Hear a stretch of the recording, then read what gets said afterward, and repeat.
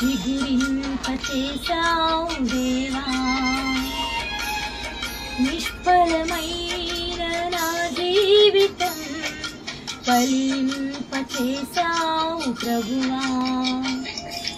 నీ కృపలో బహుగా ఫలించుటకు, ఫలింపని వారికి ప్రకటించుటకు, నీ కృపలో బహుగా ఫలించుటకు, ఫలింపని వారికి ప్రకటించుటకు అంగీకరించుము నా సమర్పణ అంకితం ప్రభు.